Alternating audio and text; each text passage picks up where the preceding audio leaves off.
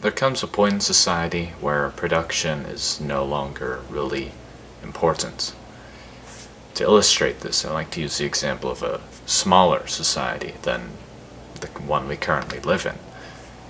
If you imagine a fairly independent group of people, and they're manufacturing most of their own things, then what happens is once everyone has the clothes they need, once everyone has a house that's built, once everyone has all the utilities and different knickknacks, and these things are built to last for a very long time, there comes a point where no one really needs to be producing very much except to occasionally replace things.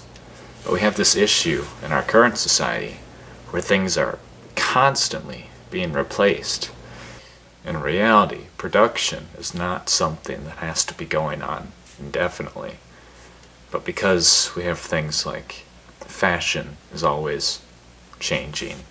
Every year it seems like people need to go on shopping sprees to get the latest North Face jacket or whatever it is this time. We also see with things like Christmas, parents will buy so many toys for their children, but it's very easy to be doing this and not thinking about where this toy is coming from and what makes it possible for all the children in America to have a ridiculous number of toys, which they soon grow out of. You see a similar trend with electronics, where with the iPhone, there's always a new one coming out. And this creates so many different problems. There's not only the issue of the labor that goes into making these things that is often outsourced to other countries that where the people are very impoverished and not treated properly.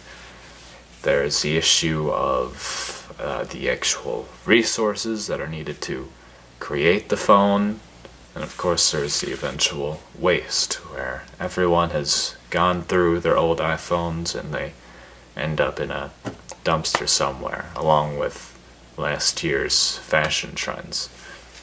A lot of these problems are created because of our pursuit for profit, but we're going to realize at some point, we have to realize this, that profit without resources is not doing the world any good. So you see, the society is in a constant state of flux where it's never really satisfied with where it's at, but always trying to, get some higher level, some higher caliber of fashion, or a more faster phone, or a computer with more memory, and so on. And we get kind of caught up in the trap of thinking that just because this thing is quantifiably in some way better, in the example of electronics, than the past generation, it does not necessarily make us more happy.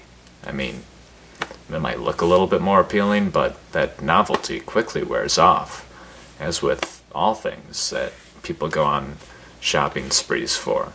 It all eventually wears off, but when it does wear off, there's always something new, and this perpetuates the cycle. I think a good way to solve this issue would be to possibly slow down on innovation a little bit. We don't really need faster phones. We don't really need significantly better graphics on our game consoles and computers, things like that. Without this cycle, there comes a point where money itself becomes obsolete, because everyone has the things they need. Everyone has a house that's built. Everyone has, all the different things that you would normally spend money on. I personally am a fan of the way that Native American tribes functioned before we came along and said that agriculture is the way of doing things, and kind of threw them out, and along with most of their culture. But of course they had no money, really. They just had such a strong sense of community that everyone was provided for. Everyone had everything that they needed. They didn't feel like they needed all these fancy cars and large houses. And even if they were offered these things, I think that they would realize that it's not necessarily the house or the car that's going to make you happy, but it's the community itself. It's where the car takes you. It's who you bring into the house. And in a sense, their house was the land itself. The real value in the world has nothing to do with money. It has everything to do with the actual use of the things that our work creates for us. It has everything to do with our own enjoyment of the things that we create and the society that we've created. I mean, I'm not saying that we have to regress to a society that lives in a primitive type of way. I'm not saying we have to abandon our cultural norms entirely. However, I think it's very important that we consider strongly what is actually going to lead to a stable, happy society. Is it really going to be further progression of the technologies we have? Or is it going to be a smarter application of them?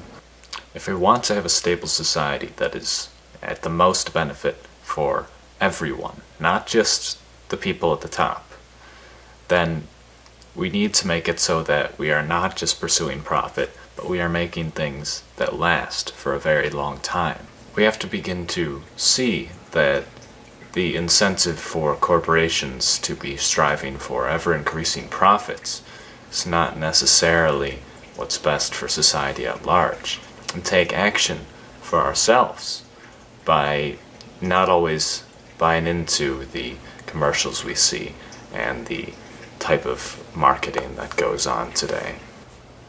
I think we should also ask ourselves to what extent the existence of corporations is necessary, and how can we be reshaping the way that we go about production to not just be benefiting the corporation, but everyone in society. How can we change the motivation from corporations that plan on obsolescence for higher profits to making it so that those who are producing things for the society are doing so for the mutual benefit of everyone and not just themselves, and without realizing that we are directly responsible for the actions of the corporations, then I don't see how we're going to really resolve the sort of economic issues we have today.